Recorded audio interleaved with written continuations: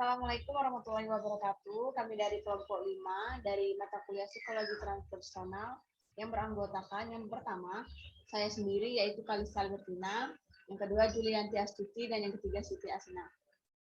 Terima kasih kepada Ibu Lukmawati MA selaku dosen pengampu di mata kuliah Psikologi Transpersonal. Baiklah langsung saja. Di sini kami akan menjelaskan tentang membuka hati dan transformasi diri.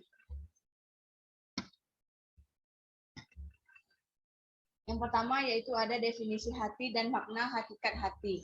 Hati adalah tempat bersemayamnya cinta kepada Tuhan, karena hanya hati yang mampu mengenali Tuhan sehingga ia mencintainya. Seorang pecinta sejati senantiasa bersamanya serta mencintainya di setiap waktu, melalui transformasi. Hati memiliki dua makna. Yang pertama, daging berbentuk pohon cemara yang terletak pada dada sebelah kiri. Di dalamnya terdapat rongga yang berisi darah hitam. Ini adalah sumber ruh. Daging ini dalam bentuk seperti itu terdapat pula pada tubuh binatang dan orang-orang yang sudah mati.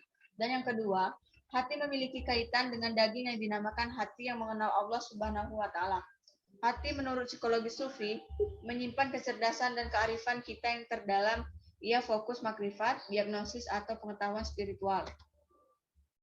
Yang kedua, hati sebagai pusat spiritualitas. Hati sebagai pusat spiritual yang dimaksud di sini ialah hakikat spiritual batiniah, bukan hati dalam arti fisik. Hati adalah sumber cahaya batiniah, inspirasi, kreativitas, dan belas kasih. Seorang sufi sejati, hatinya hidup, terjaga, dan dilimpahi cahaya. Seorang guru sufi menentukan jika kata-kata berasal dari hati, ia akan masuk ke dalam hati. Jika ia keluar dari lisan, maka ia hanya sekedar melewati pendengaran.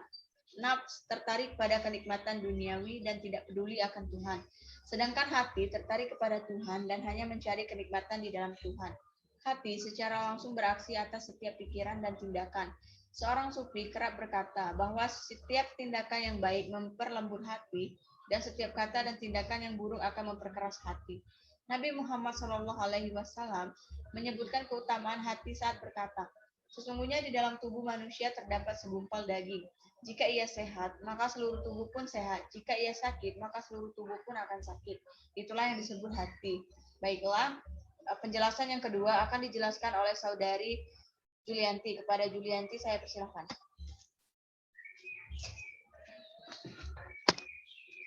Membuka hati. Hati diibaratkan seperti wadah atau tempat yang ditempatkan Tuhan ke dalam diri setiap manusia. Di dalam hadis terkenal, Tuhan berkata, Aku yang tidak cukup ditampung oleh langit dan bumi, melainkan aku tertampung di dalam hati seorang beriman yang tulus. Di dalam diri manusia, ini lebih berharga daripada tempat tersuci sekalipun di muka bumi ini. Maka jika seorang melukai hati orang lain, dosanya lebih besar daripada merusak sebuah tempat suci di dalam dunia ini. Selain itu, bukalah hati untuk semua orang. Seorang guru sufi mengajarkan bahwa semestinya ia menganggap hati sebagai matahari kecil yang memancarkan sinarnya pada semua orang. Ia dapat menebarkan rahmat kepada pepohonan, rerumputan, dan semua orang yang ia temui.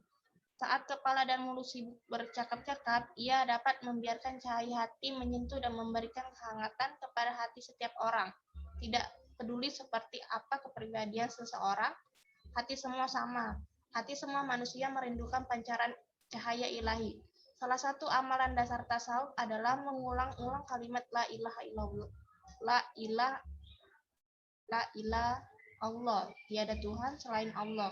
Disiplin tasawuf termasuk pembersihan hati membuatnya agar menjadi kuil yang pantas bagi kehadiran ilahi. Baiklah, penjelasan selanjutnya akan dijelaskan oleh saudari Siti. Kepada Siti saya persilahkan. Selanjutnya, transformasi diri. Kata transformasi berasal dari bahasa Inggris.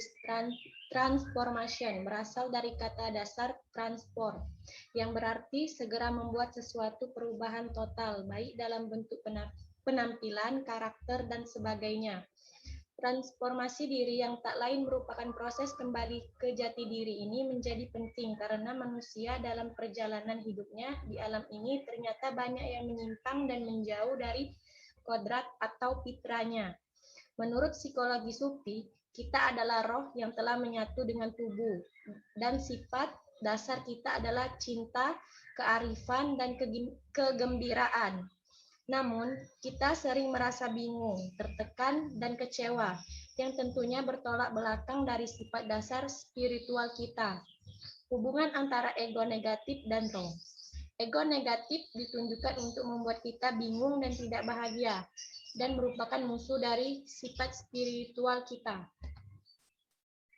Dari sudut pandang tasawuf, pelayanan merupakan komponen penting dalam perjuangan pengembangan diri sendiri. Salah satu perangkat besar yang kita gunakan dalam melayani adalah struktur kepribadian kita, termasuk ego. Meskipun kita dibimbing dan diperintahkan untuk mengendalikan nafsu, kita tetap menggunakan nafsu dengan baik untuk bisa mencapai tingkatan spiritual. Namun di sisi lain, menghindari atau menolak pengembangan ego pun bukanlah solusi yang baik. Langkah yang mesti ditempuh adalah mengembangkan ego dalam kerangka spiritual. Langkah ini sulit ditempuh karena kita berbicara tentang dua jenis pengembangan yang berbeda, yaitu pendewasaan ego secara alamiah dan pengembangan spiritual ketika kita harus mengurangi peran ego dan meningkatkan rasa penyatuan. Baiklah, mungkin itu saja yang dapat kami sampaikan. Lebih kurangnya kami mohon maaf. Pada Allah kami mohon ampun. Semoga dari materi ini bisa sama-sama kita pelajari dan semoga bermanfaat untuk teman-teman semua. Kami akhiri. Wassalamualaikum warahmatullahi wabarakatuh.